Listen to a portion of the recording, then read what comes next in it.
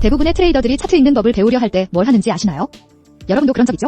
강의를 또 사고 복잡한 차트에 지표를 추가하고 이론만 더 공부하죠. 그걸 계속 반복할 뿐입니다.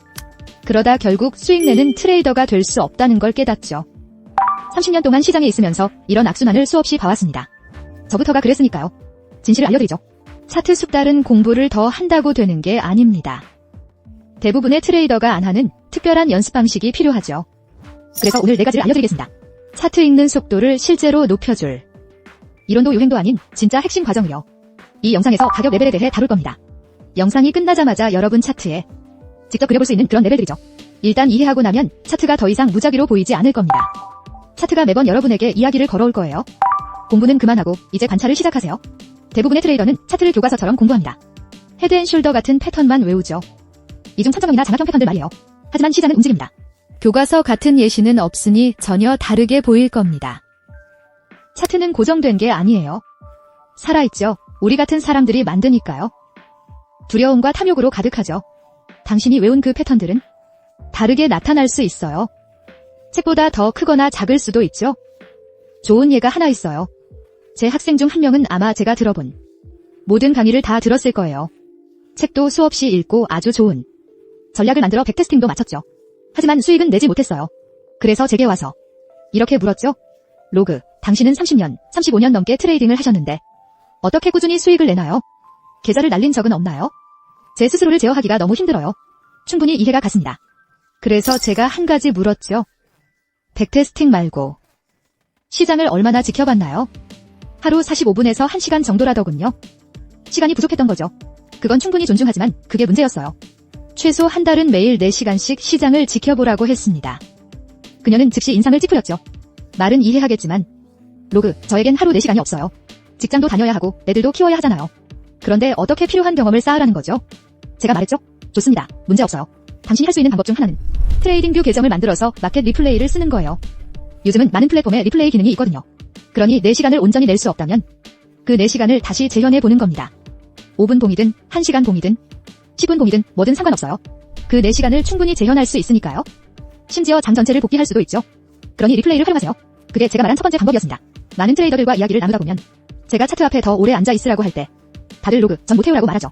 하루에 몇 시간 정도는 낼 수 있지만 그 이상은 어렵다는 거죠. 그래서 아주 좋은 지름길을 알려주는 겁니다. 그래서 제가 상기시켜줬죠. 이건 매매하라는 게 아니라고요. 관찰하라는 겁니다. 그렇게 20일, 25일쯤 지났을 때 제게 전화를 했어요. 목소리만 들어도 뭔가 달라졌다는 걸 느낄 수 있었죠.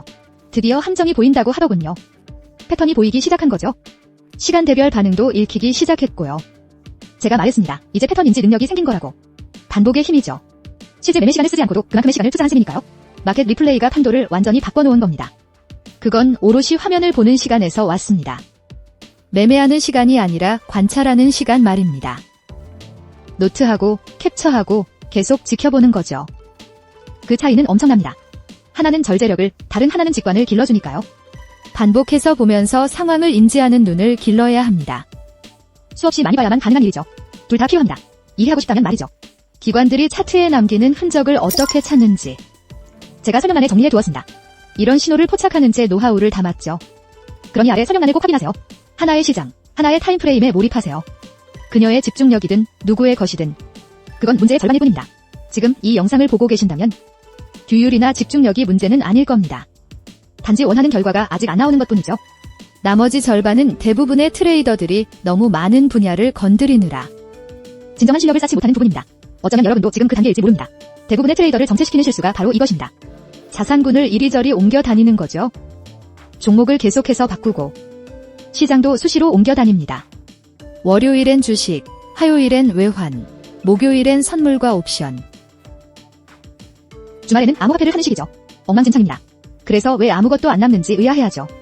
왜 기억력이 없는지, 왜 패턴을 읽지 못하는지 말이에요. 아, 이거 본 적 있어 하는 그 마인드셋을 왜 떠올리지 못하는지 말이죠. 시장에도 성격이 있기 때문입니다. 장 초반의 움직임은 다르고 장 마감 때도 다르게 움직이죠. 뉴스에 반응하는 방식도 제각각입니다.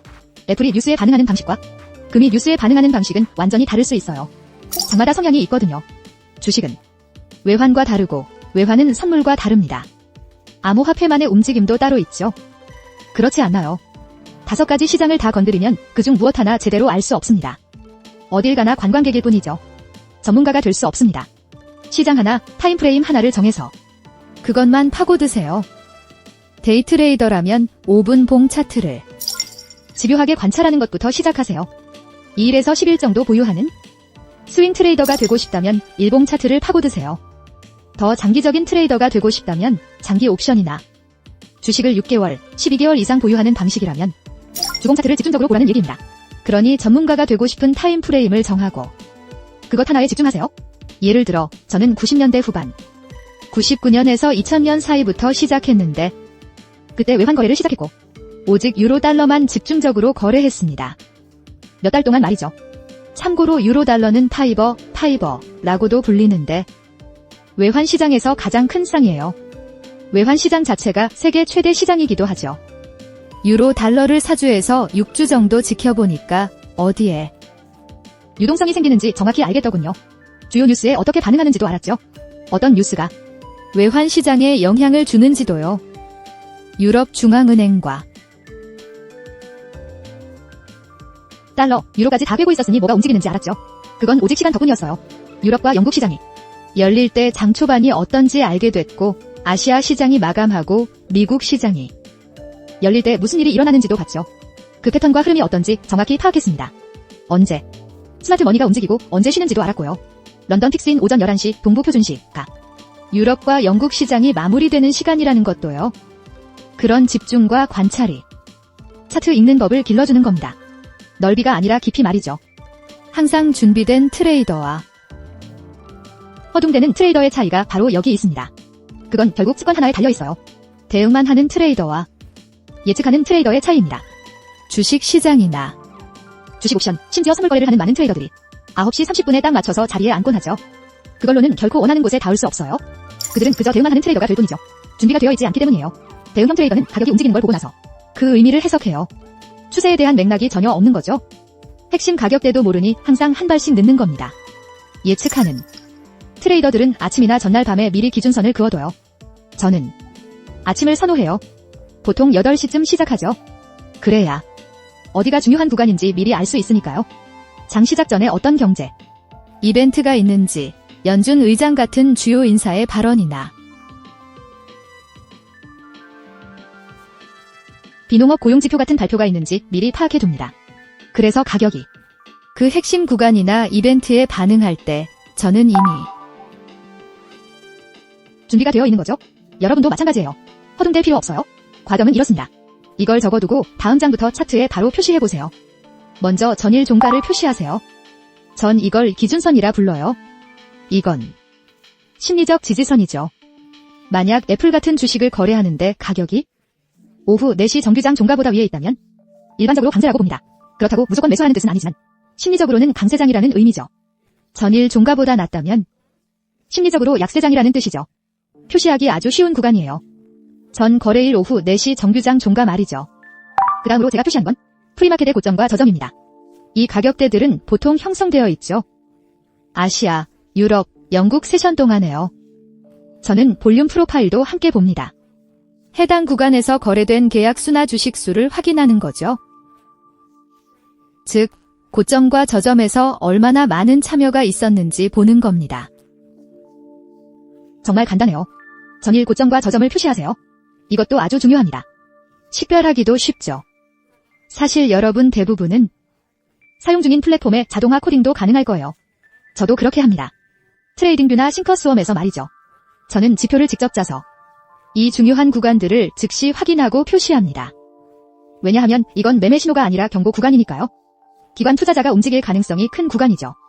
개인 투자자의 유동성이 이미 소진된 구간이기도 하고요. 유동성이 대기하고 있는 구간이기도 합니다. 가격이 이 구간에 접근하면 저는 속도를 늦추고 지켜보며 확신을 기다립니다. 그건 예측이 아니라 준비입니다. 준비가 차트를 읽을 수 있게 만들죠. 참, 이 영상이 도움이 된다면 채널을 구독해주세요. 여러분이 필요한 콘텐츠를 만들고 있다는 확신을 얻고 계속 나아갈 수 있거든요. 여러분이 트레이더로서 원하는 목표에 도달할 수 있도록 이끌어 드릴게요. 감사합니다.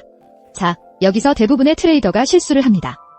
캔들 패턴만 보고 매수할지 매도할지 묻곤 하죠. 하지만 여러분, 그건 잘못된 질문입니다. 그럼 올바른 질문은 무엇일까요? 지금 시장은 무엇을 하고 있는가? 추세가 있나요? 아니면 횡보 중인가요? 상승 추세인가요? 아니면 강세 횡보장인가요? 하락 추세인가요? 약세 횡보장인가요? 전일 종가 위인가요? 아래인가요? 근처에 주요 레벨이 있나요? 오늘 실적 발표나 연준 회의 같은 주요 이슈가 있나요? 아니면 발표될 경제 지표가 있나요? 전반적인 추세가 상승을 지지하나요? 하락을 지지하나요? 맥락이 그 모든 답을 줍니다. 맥락은 곧 시장 구조를 말하죠.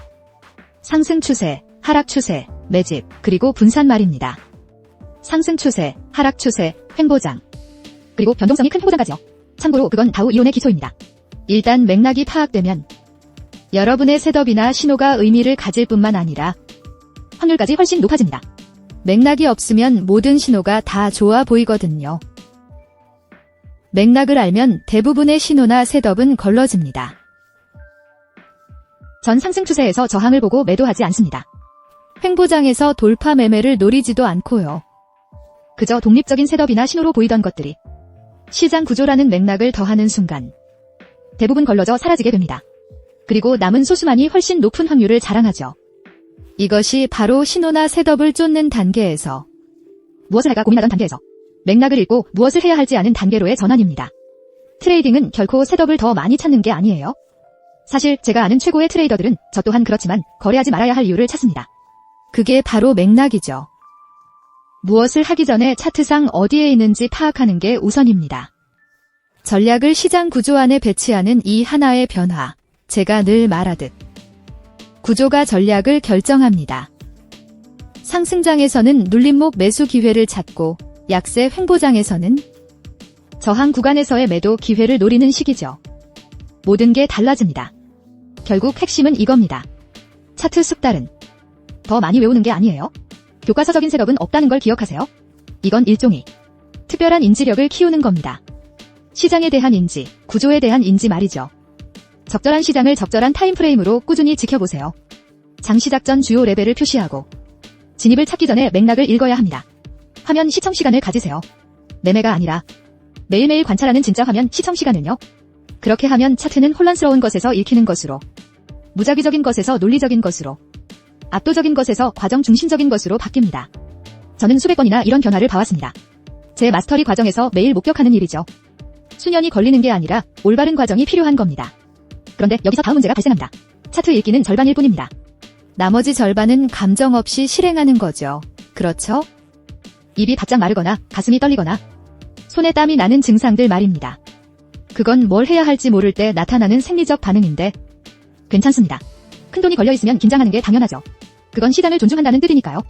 하지만 실행을 가로막는다면 다음 영상에서 제가 그걸 극복하고 보이는 대로 행동할 규율을 기르는 방법을 확실히 알려드리겠습니다. 생각 말고 보이는 대로 거래하세요. 과정을 따르면 의사결정이 훨씬 적시에 이루어져야 할 때 훨씬 쉬워질 겁니다. 그러니 지금 바로 그 영상을 확인하세요. 거기서 뵙겠습니다.